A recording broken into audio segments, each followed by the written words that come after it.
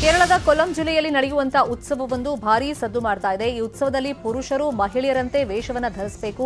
ಪ್ರಥಮ ಸ್ಥಾನ ಪಡೆದವರಿಗೆ ಪ್ರಶಸ್ತಿಯೂ ಸಿಗುತ್ತೆ. ಸದ್ಯ ಆ ಉತ್ಸವದ ವಿಡಿಯೋ ಎಲ್ಲ ಕಡೆ ವೈರಲ್ ಆಗ್ತಾ ಇದೆ. ನೀವು Google Pay, Paytm, PhonePe ಬಳಸ್ತೀರಾ? ಹಾಗಿದ್ರೆ ನಿಮಗಿದು ಶಾಕಿಂಗ್ ಸುದ್ದಿ. ಏಪ್ರಿಲ್ 1ರಿಂದ ಯುಪಿಐ ವಹಿವಾಟು ದುಬಾರಿಯಾಗಲಿದೆ. ಏಪ್ರಿಲ್ 1ರಿಂದ 2,000 ರೂಪಾಯಿಗಿಂತ ಹೆಚ್ಚಿನ ವಹಿವಾಟುಗಳ ಮೇಲೆ 1.1ರಷ್ಟು ಹೆಚ್ಚುವರಿ ಶುಲ್ಕವನ್ನು ವಿಧಿಸಲಾಗುತ್ತೆ.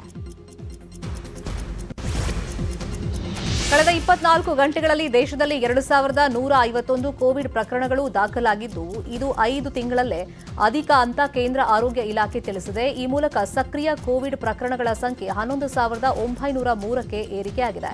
ಮಹಾರಾಷ್ಟ್ರ ಹಾಗೆಯೇ ಕೇರಳಗಳಲ್ಲಿ 3, ಕರ್ನಾಟಕದಲ್ಲಿ 1 ಮೃತಪಟ್ಟಿದ್ದು, ಕೋವಿಡ್ ಸಾವಿನ ಸಂಖ್ಯೆ 5,30,000ಕ್ಕೆ ತಲುಪಿದೆ.